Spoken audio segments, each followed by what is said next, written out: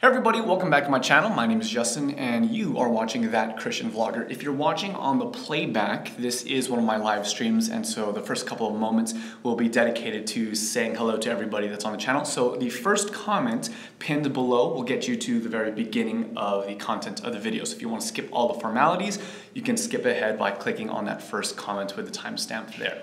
But yeah, let's go ahead and turn our attention to the live stream. Hello everyone, good to see you guys all here today.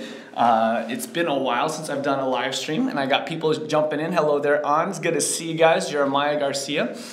Today I want to talk to you guys a little bit about kind of just a really healthy principle when it comes to how you talk about people you might disagree with. And so we'll be talking a little bit about that, but I'm going to give some shout outs to you guys. If you're watching right now in the live stream, go ahead and give this video a thumbs up and let me know where in the world you are watching from. Janessa here is watching from Nova Scotia. I know Ann is there in Philadelphia.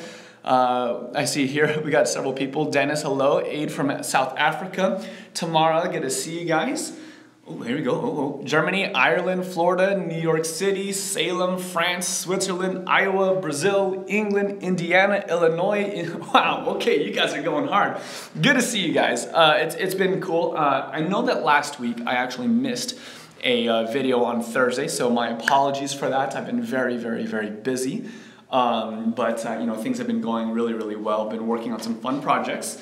On some websites, things like that. So you know, I'm just putting things out there as often as I can, and unfortunately I didn't miss a Thursday. So hopefully you can give me a little bit of grace for that.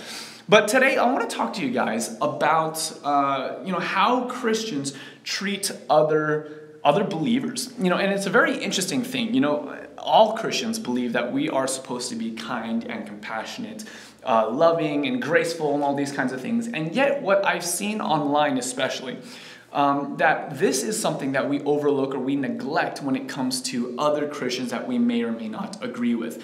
Now this is true in a number of different scenarios or subjects. The thing that got me thinking about it most was my last video, which was on women ministry. Should women be pastors or not? And you know, that's a very controversial subject, and I know that, and I knew that going into the video and shooting it and editing it and posting it. I knew that this is something that a lot of people agree with and a lot of people disagree with, and I'm okay with that. You know, on this channel, one of my major goals is to start discussions about these types of subjects. Obviously, I'll come to the subject with my own perspective, with my own point of view. And, you know, I can't help that. You know, I'm going to do my best to be informed about that. I'm going to do my best to try and reason through the scriptures with that.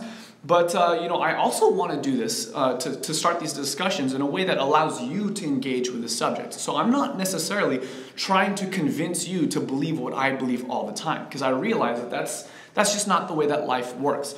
And what happens a lot of times is when you put yourself out there in this way, a lot of people have some not so nice things to say about it. You know, some of the comments on that video were using some language that was harsher than I think is appropriate for such a kind of like side issue. You know, a lot of people were saying things like, "Oh, fraud, heretic. Oh, you know, you're deceived or you're being used by the devil," or something like that. And it's like, man, is this how we always treat other people who believe differently from us? And is this really, you know, is this really a wise thing to do?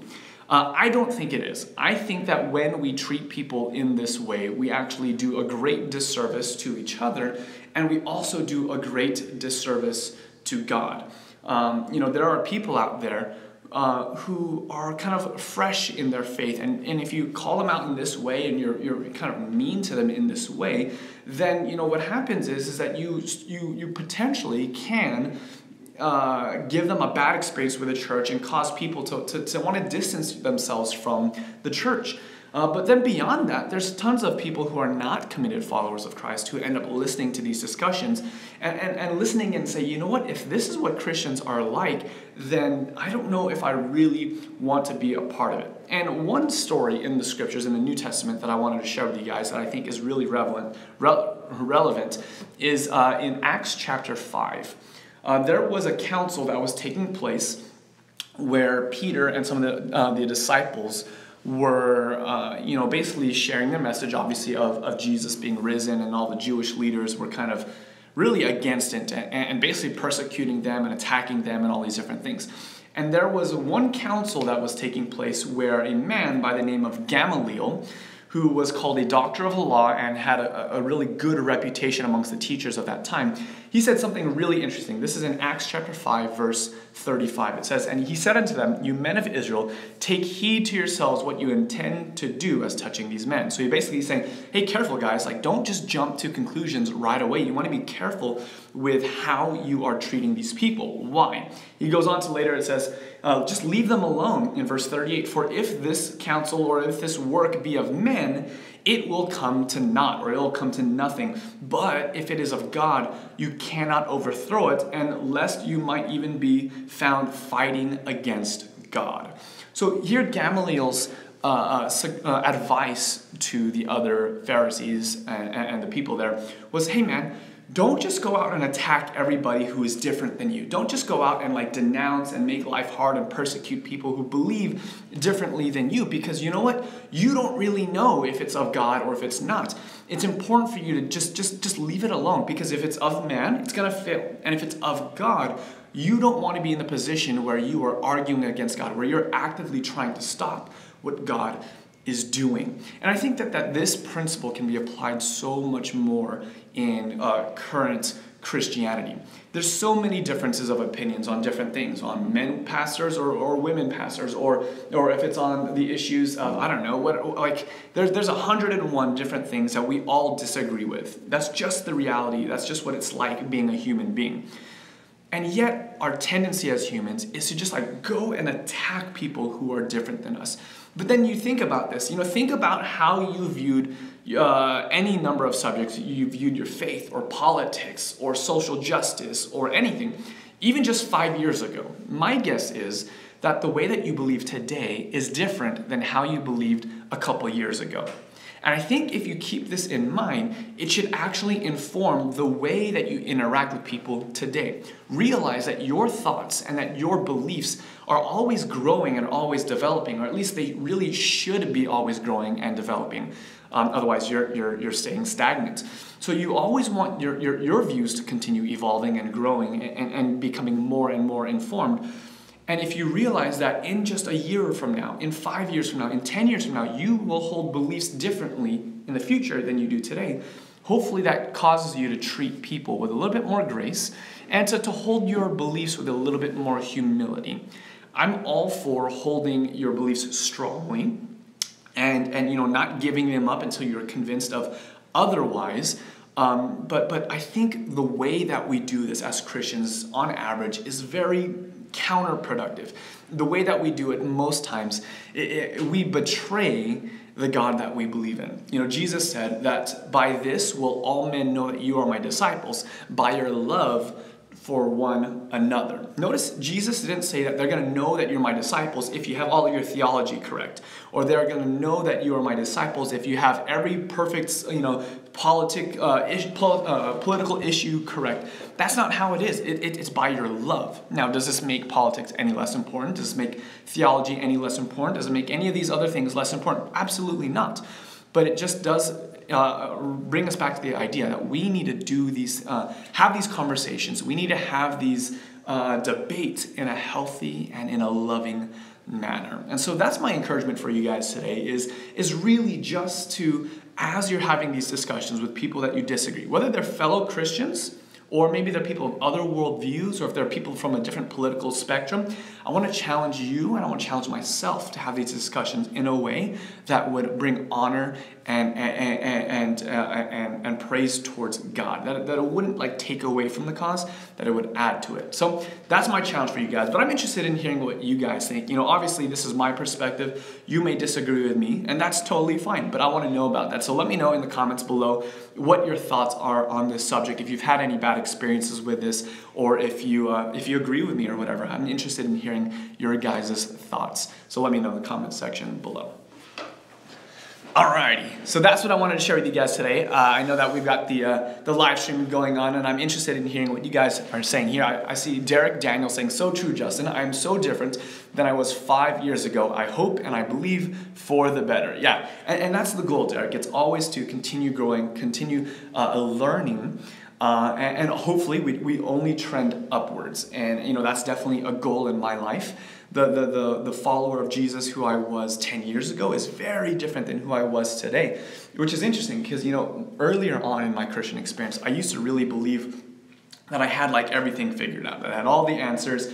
And now, 10 years into it, I believe that less. I say, what? I have strongly held beliefs, but I also believe that there's a lot that I don't know. And I think that that's actually a healthy sign of maturity.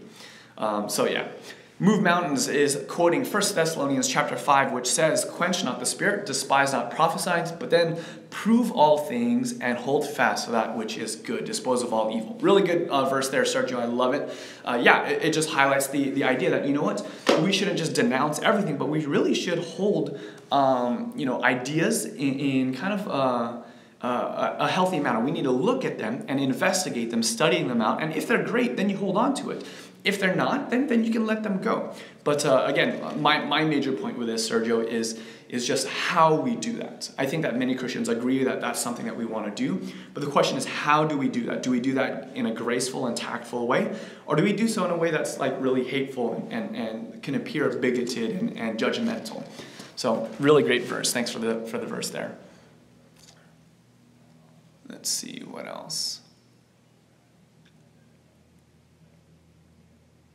Todd's suggestion is here: we must look at the person as one who is created by Christ. So take a step back and look into what the person is saying or doing and judge them by their actions, because they do the same with us. Yeah, I think a large part of why we end up being so rude to other people is because we forget that other person is in fact a son or a daughter of God. We just look at them as just someone who's wrong and needs to be corrected. But if we look at them as someone who's valuable and as someone who Jesus died for, then hopefully we treat them with a little bit more compassion. There are so many times I know that I've gotten this wrong, where I get so fired up about the issues that I forget that there are people behind it. And so I would definitely suggest that you try and keep that in mind. Really great suggestion. MTB Drop-In is saying, "I didn't feel like the female pastor gave a legitimate argument based in scripture for her position. It was all based on her personal experience with God, which may be wrong. The word is not." Yeah, I think that's a fair criticism there. The goal of that video, again, wasn't to convince you, to go through 100 verses and say, this is why. But actually, the goal was to share her story and to give a little bit of context behind that. And the reason why was kind of tied into this video, because so many people, when it comes to this debate or this conversation on women in ministry, so many people discount the person's context and the person's story. So how many people would take the time to sit down and listen to someone's story before jumping in and saying, "You're wrong, you're wrong, you're wrong"?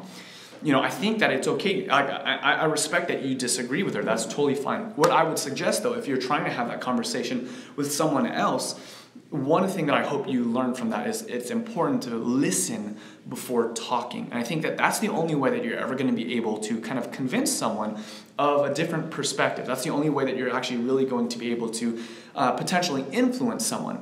Most people don't respond well if they feel like you're not listening and you're only talking. And so that's why I wanted to demonstrate that in that video, the importance of listening before arguing or before debating. And so, I completely agree with you. The video did not talk about the Bible, what the Bible says about it very much. Again, it wasn't the point of it. It was just simply to listen. Yeah, there you go. Here's someone says, quick to listen, slow to speak. That's the word of God. Exactly.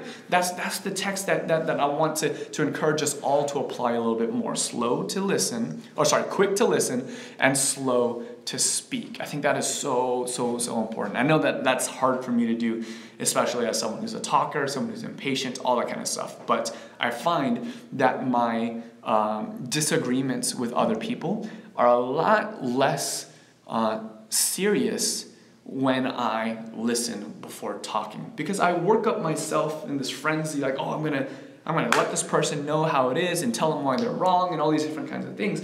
But I create this backstory in my head of where they're coming from and why they're wrong. But if I take a second to just listen to their story, I realize I made a lot of unhealthy assumptions about that person. And so that's why listening is so important. Here's a suggestion from Big Benny B. Says, also got one, speak with your ears and listen with your heart. That's really good. I think a lot of times we listen with an intent to respond, rather than listen with an intent to understand. So we're always trying to listen so I know how to argue with you better, or I'm trying to listen so I know what to say next.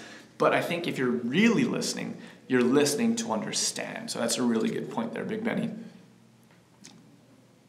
Let's see, what else?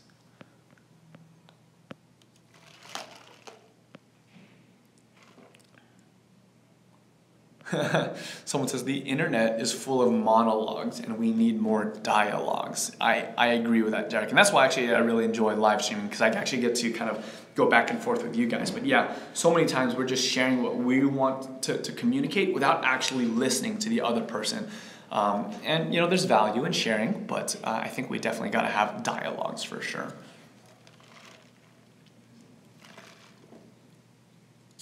Yeah, staying kingdom-minded says, our pastor says that we are working on our comeback while the other person is speaking, so therefore, we're not really listening. Yeah, really, really good. Really, really, really true. So yeah, those are my thoughts on just kind of last week's video with, women in ministry and just kind of the responses to it. Now, I guess I should be clear. Most people that responded to that video responded in a very, very positive way. And I got a message from a close friend of mine who I've done ministry with in the past. And he said something that I think was so valuable, so great.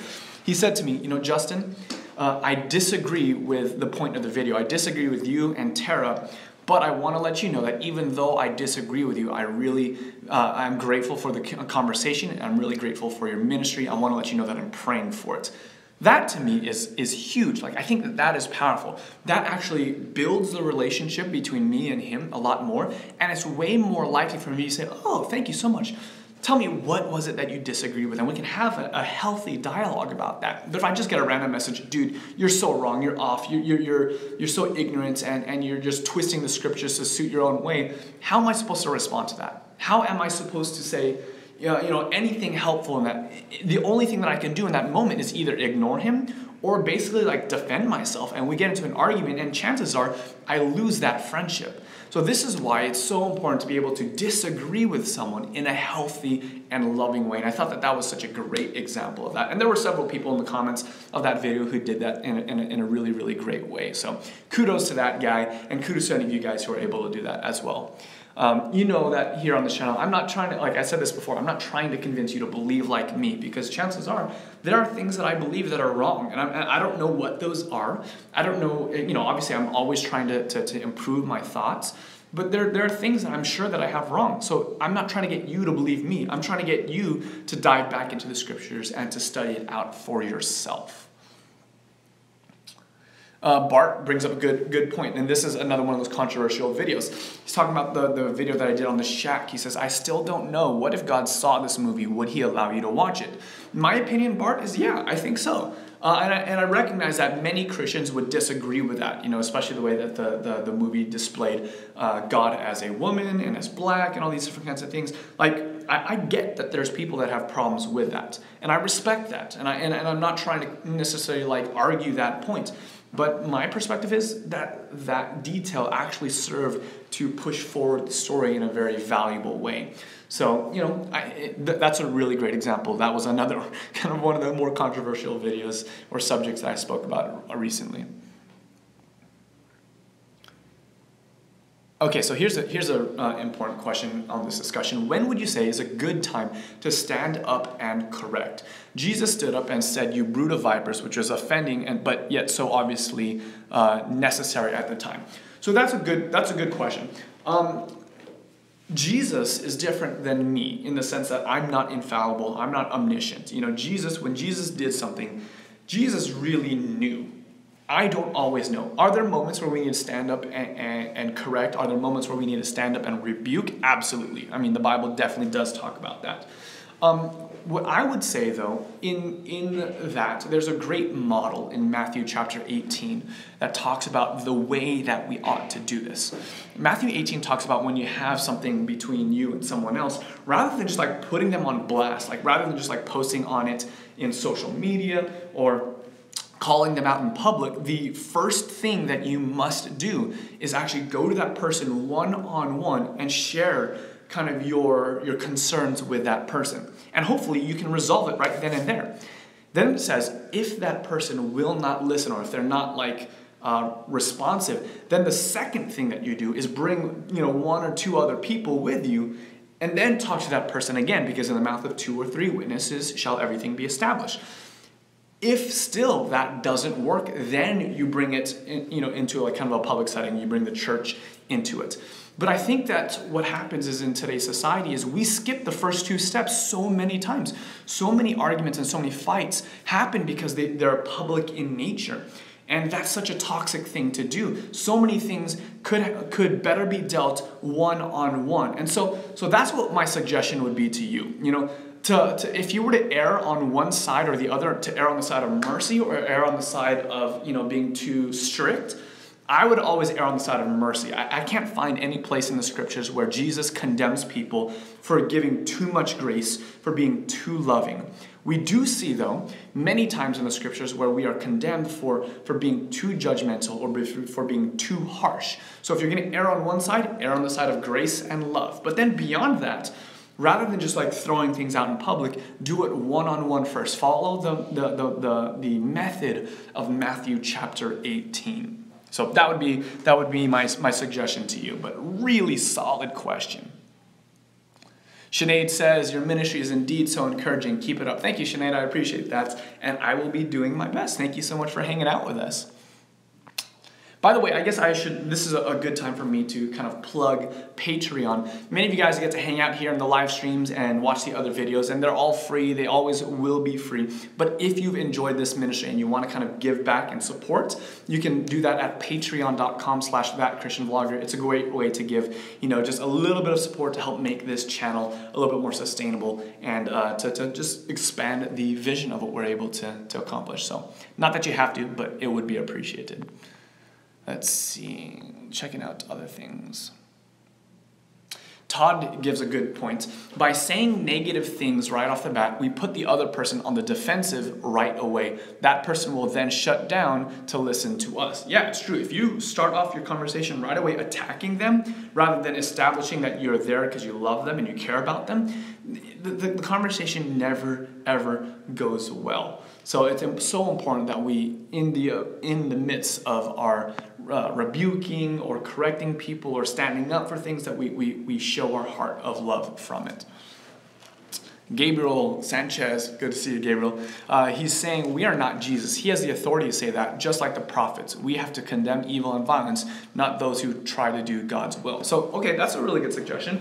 We should focus on the message that God has given us to really share. So, we are to condemn evil for sure. We're to, and violence, but those other gray areas. Maybe God hasn't called us to do that. So that's very interesting. I like that comment. Let's see. But yeah, Rob Chef is saying, is audio and visual not in sync? Hopefully it is. I'm not too sure. I have good internet here, actually. Am I even connected to the Wi-Fi here? Oh, I'm not. I'm just on my cell phone, which is kind of silly because I have great internet connection where I'm at right now. I'll try and fix that. Hopefully that'll fix it for you guys. Or maybe it's just you, Rob. Everyone else is saying that the audio and video is in sync. So I got about 15% left on my phone before the phone dies. So let me know what else you guys want to chat about. Any other thoughts, questions, or things like that? Oh, Todd, you are on a roll today, man. Todd says, we also need to pray for the person that has a different opinion than ours. By doing that, God may just change us. Oh, that's so good. We assume when there's a disagreement, we assume that they are wrong and we are right. And I think that advice to start with prayer and to open our heart up to learning and changing is so important, because How many times have we been wrong? Like so many times. And so I think that advice is so valuable as far as starting with prayer, because it might actually be that in the process of this conversation, you realize you were wrong. I know that happens so much with me and Emily. We might have a disagreement or a fight or something like that. And if I am not humble enough as we try to deal with that, I may not realize that actually it was my fault and I need to own up to it. So that is super good advice. Yeah,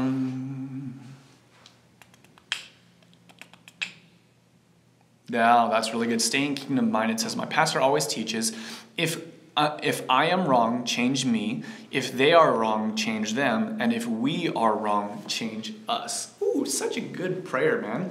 If I am wrong, change me. If they are wrong, change them. If we are wrong, change us. I think that's a powerful, like if you are trying to deal with something with a fellow believer and you start off your prayer like, hey, can I talk to you about this? Cool, let's talk. And then say, hey, before we start, can we pray? And you pray that prayer, boom, that's going to be so powerful. Really good stuff.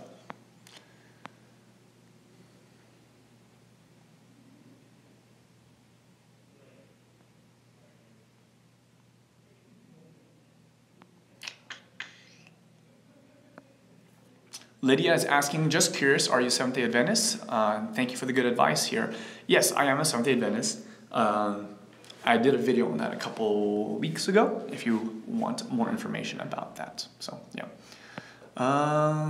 Let's see. But why would we pray for them when it is us that need a change of mind?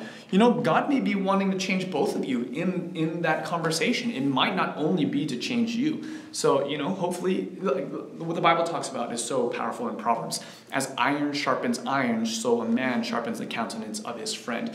Every time you have these disagreements, every time you have these discussions, hopefully both people grow. Hopefully both people learn, not just one. That's always the ideal. And so that's why it's important to ask God to help change both people. So yeah.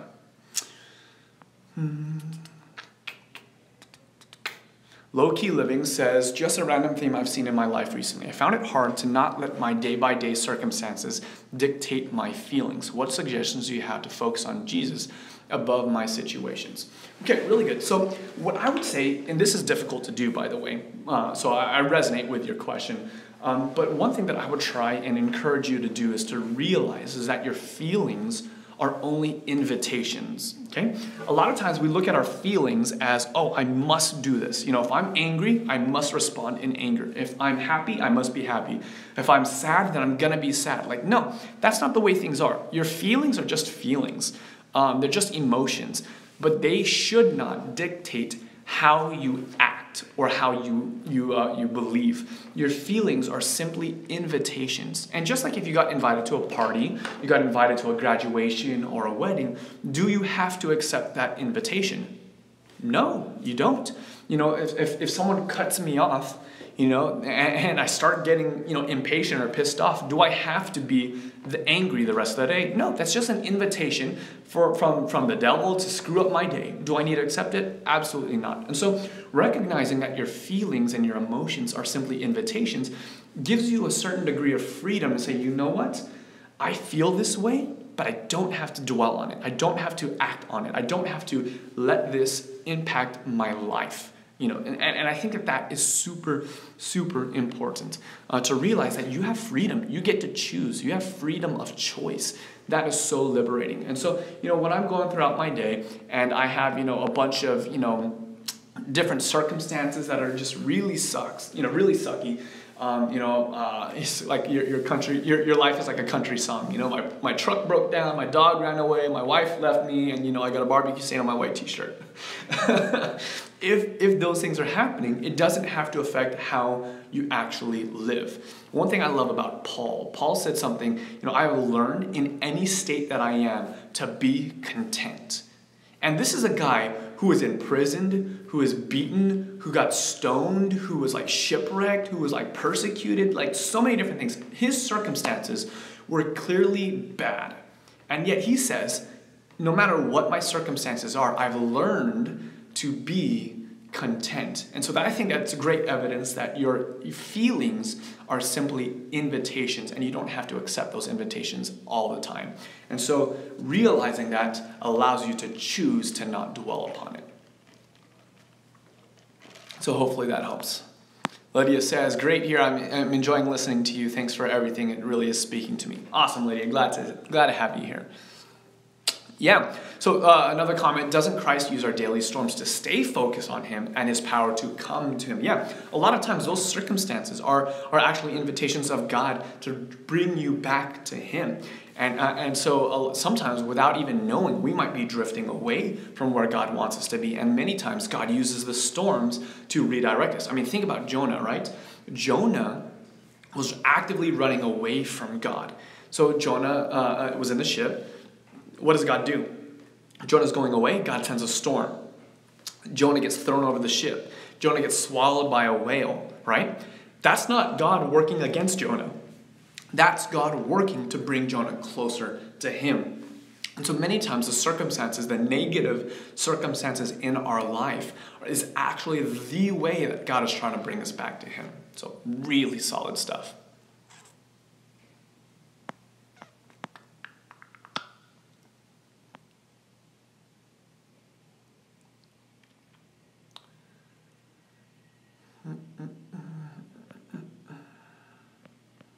Let's see.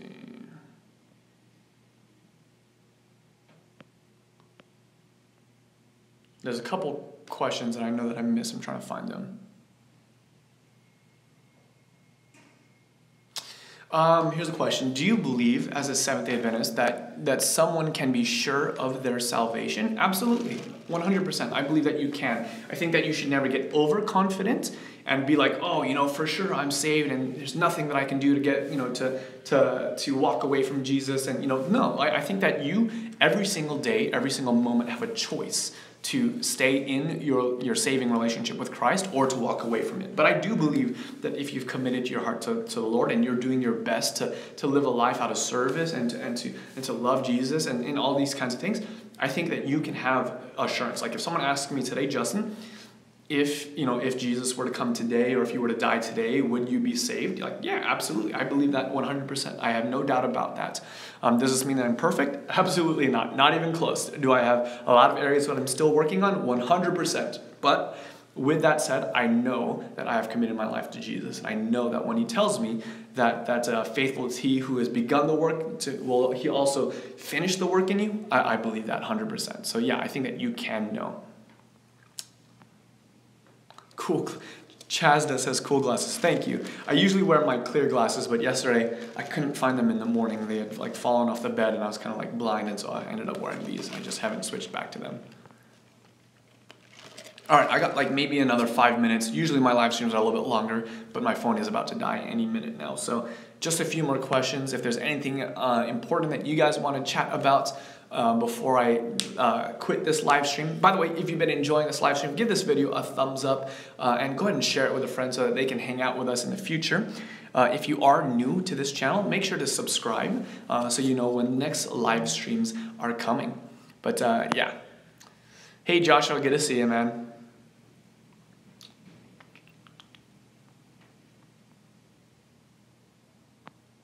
The good and faithful servant says, in your opinion, who are the daughters of Babylon?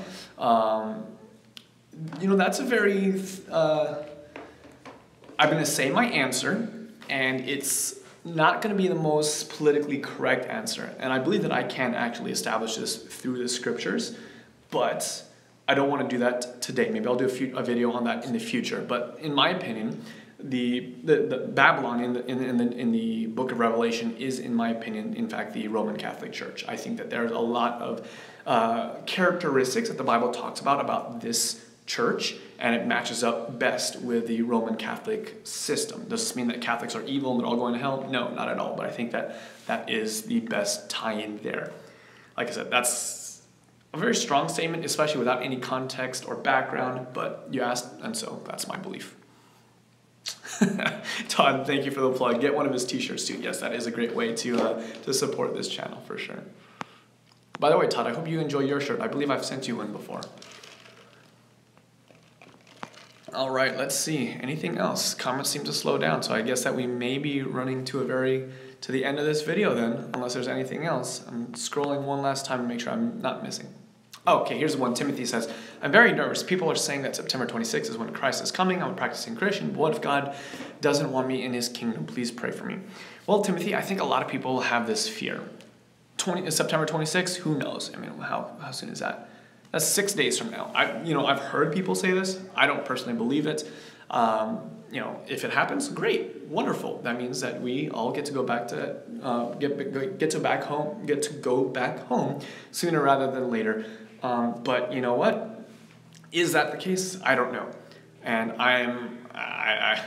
I don't think it really matters when, because the point is that we need to be in a loving relationship with Jesus today, not tomorrow. So even if he came today, it doesn't matter. We just need to, for sure, just always be as committed to Jesus as we possibly can. So yeah.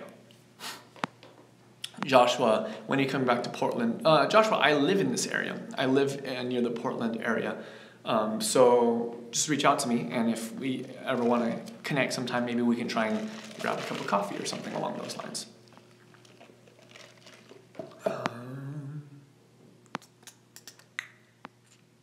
Bart is saying to answer his question. I'm scrolling up, but I don't see it, Bart. Oh, here it is. I live in the Netherlands, and I am at a Christian school. It's only called Christian, but isn't really. It's teachers and students say bad words about believe or God. What can I do as the only Christian? I'm sorry to hear that. It kind of sucks that you're in a place that you have to deal with that. But I don't think that that's necessarily bad, that people around you are acting the way that the world acts. People are surprised when the world acts worldly. I don't worry about that. In my opinion, for me personally, I'm not really concerned when people curse around me. I don't think it's a big deal. You might feel differently about that. I know that I felt that way in the past, especially kind of when I first gave my heart to the Lord. I really wanted to separate myself from that. And so I had friends, I had family members. I remember having this conversation with my dad, actually. He would curse every once in a while. And I said, Dad, you know what? I'm really trying to break this habit of myself of cursing, as much as I do. Would you mind, or when you're around me, not cursing to help me with that? And my dad's like, yeah, sure, no problem. So I had a conversation with him about that, and it seemed to work out. But nowadays, do I care if people curse around me? No, not at all. I don't think it's really a bad thing.